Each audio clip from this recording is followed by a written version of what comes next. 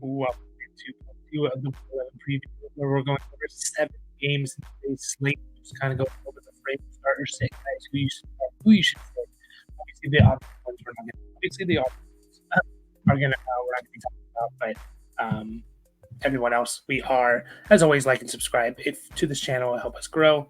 And we all these numbers and stats and stuff that we throw out to you are from a half PPR point of view. It's a good middle ground for standard and PPR.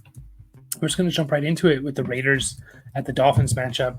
And to me, the Raiders are still a pretty easy team. Josh Jacobs is an obvious must start. I'm still starting Devontae Adams, despite him not having the best. Not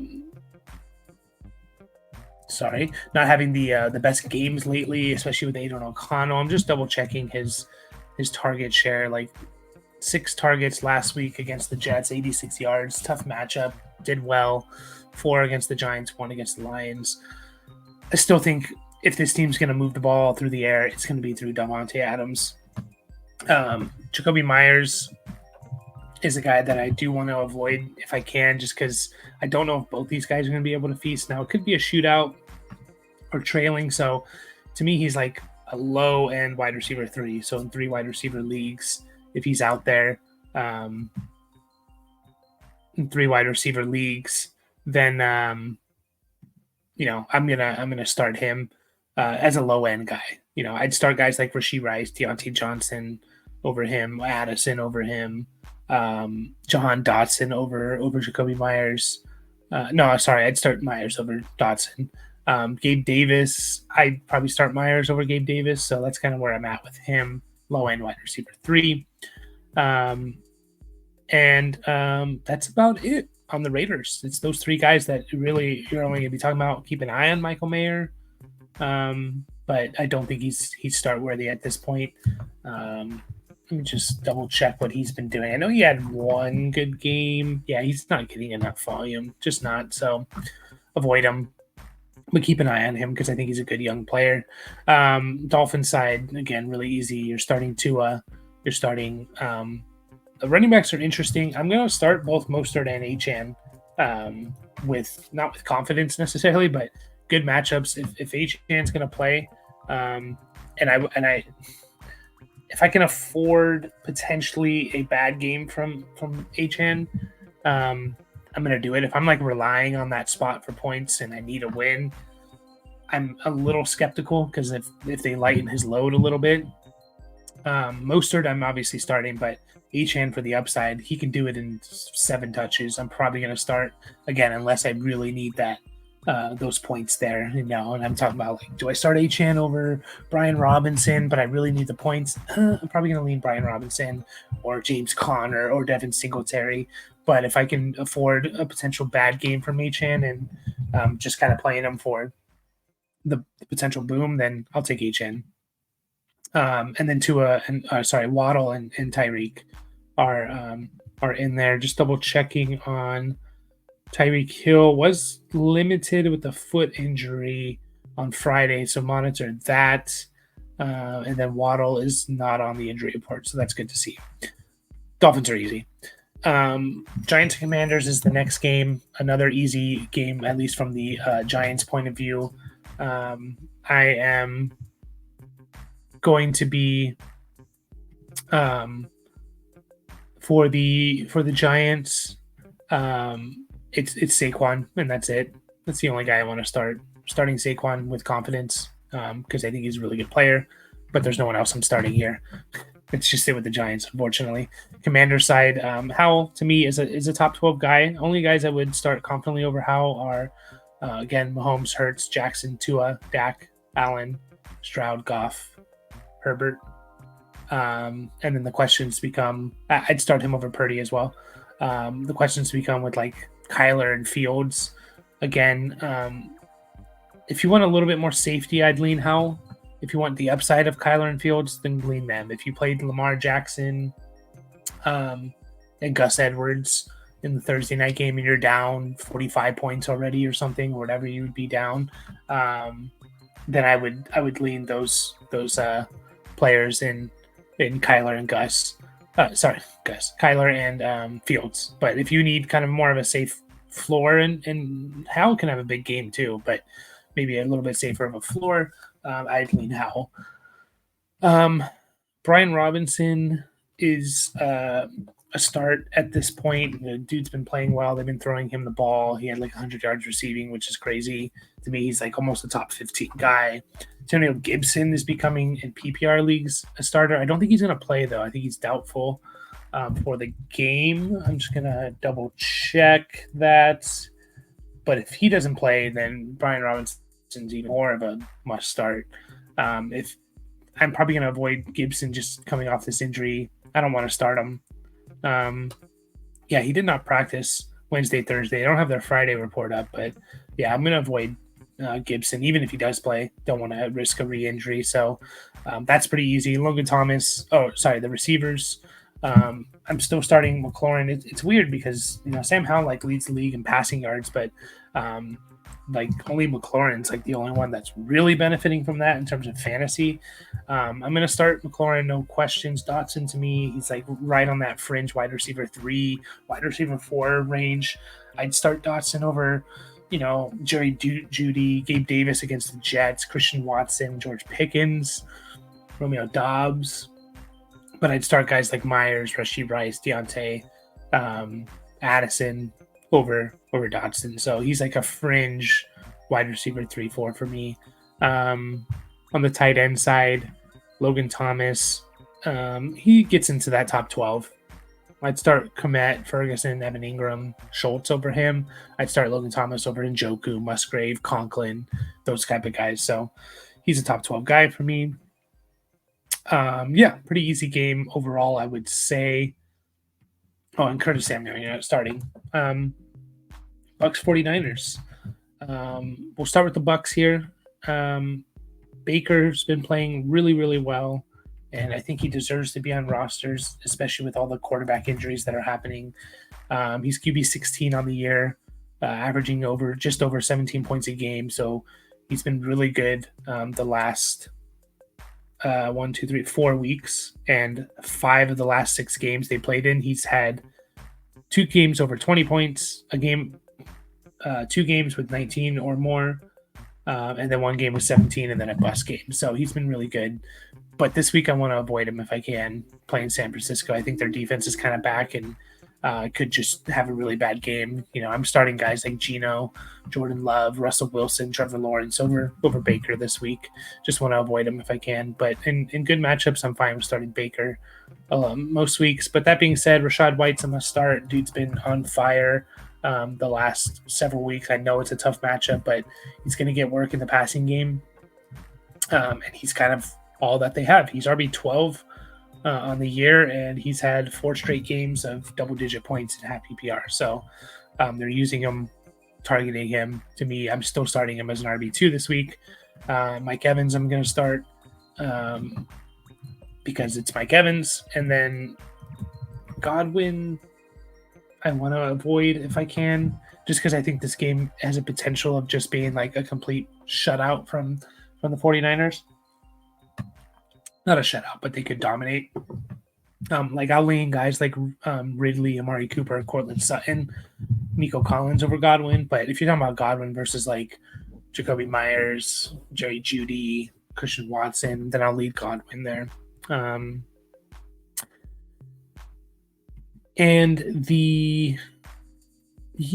K-Dot, and I don't want to start yet. Intriguing what I see from him, but I don't want to start, especially in this matchup. On the 49ers side, very easy. You're starting all of them because they can all boom. Brock Purdy, we've already mentioned it. To me, he's probably a top 12 guy. If you want a little bit of, it really comes down to like Purdy versus like Kyler and Fields. I'd start Dobbs over Purdy, but Purdy has like a little bit safer of a floor in my opinion versus guys like Kyler and Fields. So if you need the safe 18 points, go with Purdy. If you need upside, go with those guys. And then everyone else you're starting. Obviously, McCaffrey is probably RB1. Debo, Ayuk, Kittle, all of them can boom. One of them could bust. All of them could have good games. So for that reason, you're starting all of them. 49ers are always easy. So we'll move on to the next matchup. the Jets at the Bills. Jets are another easy one. A lot of easy matchups in this one, or easy decisions. It's Brees Hall and it's Garrett Wilson. There's really no other guys you're thinking about starting. And I know Brees Hall hasn't been great this last few games, but the matchup's pretty good for them against Buffalo. So he can always bust off a 60-yard run. That's just the fact of the matter. Just kind of double checking Buffalo and what they've been doing against running backs lately. They give up the 11th most points, and yeah, they've been giving up points to running backs. So I'm starting Brees Hall and I'm starting Garrett Wilson, unless again you have multiple options. But to me, I want to start Garrett Wilson this week. I know he's questionable, so keep an eye on that if he's going to be limited. But if he's good to go, you throw him in there. The Bills side, obviously Allen, you're starting. Diggs, you're starting. James Cook, if you can avoid, I would. It's just so weird, like the game that he had with he fumbled the ball and got benched and then came back and had 12 carries for 100 plus yards. I'm gonna say, like, to me, James Cook is a low end RB2. If you're talking about James Cook versus Rachaad White, I might lean James Cook because of the matchup, but I'd probably lean Rachaad White. Jerome Ford versus James Cook, I'd probably lean Jerome Ford. Devin Singletary versus James Cook, I think I'd lean Singletary, especially if Pierce is out. James Cook versus Ty Chandler versus Jalen Warren, Najee Harris, the Rams guys. I'm going to lean James Cook. I know it's a tough matchup, but I do think with the offensive coordinator change, one of the things they're going to try and do is not put so much on Josh Allen's shoulder, which is what they should do. Don't put too much on his shoulders and run the ball a little bit more. So I think they're going to try to get Cook involved. To me, he's a low-end RB2. And then Gabe Davis, he always has bad matchups against the Jets. Always does. And he just hasn't been playing well lately. Just double-checking what he's been doing. Like, he's always been a boom-bust guy, obviously, but he's kind of busted the last 2 weeks. Had a boom in 3 weeks ago, and then basically he's had 4 bad games out of the last 5 weeks, but he's had 1 really good game. So I want to avoid Gabe Davis if I can, especially if I'm really relying on that spot. If I need to chase points, then I'd lead in Gabe Davis, but if I need just a solid play, I'd start Gabe Davis over like the Packers guys, Pickens, Cooks, Jaden, obviously Jaden Reed, the Packers guys. But I'm starting like Jahan Dotson, Jacoby Myers, Rashee Rice, Deontay over Gabe Davis. And Kincaid, you're obviously starting. I don't think there's any questions there, in my opinion. And that's really it for the Bills. Khalil Shakir, I'd still on deeper leagues roster because he could have some involvement, but with Dawson Knox coming back, that could change. So we'll move on to the Seahawks at the Rams. And I'm just pulling up this injury report, which is going to be important. On the Seahawks side, Geno, he's like fringe top 15 guy. I'd start Geno over I'd start like Dobbs, Fields, Purdy, Howell, Murray, that group over Geno. Russell Wilson, kind of a coin flip. Trevor Lawrence, I do think they want to get him going, so I think I'd lean him over Geno, but it's kind of a coin flip there too with those 2 other guys. I do think we saw a really good game from Geno, but it might need to be like a shutout, blowout, or a shootout type of game for Geno to put up massive points. So I'd probably lean Geno over like Russell Wilson, but again, to me, it's like a bit of a coin flip. Kenneth Walker, you're starting and kind of with no questions there. Zach Charbonnet, I don't want to start if I can avoid it. But if you're talking about like Charbonnet versus like the Kareem Hunts or AJ Dillons or Tajay Spears is really it is a coin flip with those guys. It really is. So you can kind of base it on matchup or the nice thing about Charbonnet is he might get 4 or 5 catches. So maybe in PPR, I lean Charbonnet over those guys, but it's really a coin flip with those like 1Bs or second running backs who are going to get 10 touches or something. And then Metcalf is a start. I'm just pulling up the injury report here for them. Lockett, I don't know if he's going to play. Metcalf's not in the injury report. He's a must start. If Lockett's out, I think JSN is in there in 3 wide receiver leagues as a must start. If Lockett plays, then I want to avoid probably both of them, to be honest. But I don't think Lockett's going to play, so that would be good if you can get him in there. And then that's really it for the Seahawks. On the Rams side of the ball, just double checking with Stafford. He's been practicing in full, so I don't want to start him, but I'm starting Puka and I'm starting Cooper Kupp for sure.